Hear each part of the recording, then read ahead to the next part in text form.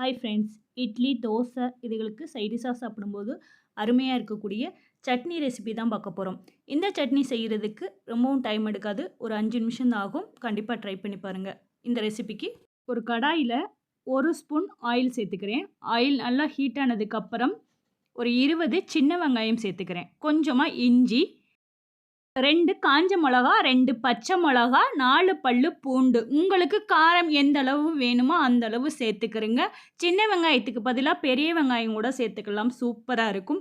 வெங்காயம் வந்து நல்லா வதங்கணும். இந்த மாரி வதங்குனதுக்கு அப்புறம் 1/4 கப்பு பொட்டுக்கடலை சேர்த்துக்கிறேன். சேர்த்து லைட்டா சூடேறவும் ஸ்டவ்வ ஆஃப் பண்ணிட்டு ஆற விட்டுருங்க. ஆறுனதுக்கப்புறம் மிக்ஸி ஜார்ல சேர்த்து கொஞ்சமா உப்பு சேர்த்து, தண்ணி சேர்த்து மைய அரைச்சுக்கிறங்க. இந்த சட்னிக்கு வந்து தாராளமா தண்ணி சேர்க்கலாம்.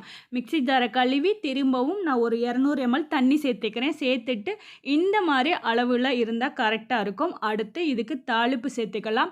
1 டேபிள் ஸ்பூன் அளவுக்கு கடலெண்ணெய், கடுகு, உளுந்தம்பருப்பு, கருவேப்பில, காய்ந்த மிளகா சேர்த்து நல்லா பொரிஞ்சதுக்கப்புறம் தாளிப்பை எடுத்து சட்னி கூட சேர்த்தோம்னா கம கமன்னு மதுரையில ஃபேமஸான தண்ணி சட்னி ரெடி ஆயிடுச்சு. கண்டிப்பா ட்ரை பண்ணுங்க. ட்ரை பண்ணிட்டு உங்களோட ஃபீட்பேக்க நித்திலம் சேனலுக்கு ஷேர் பண்ணுங்க.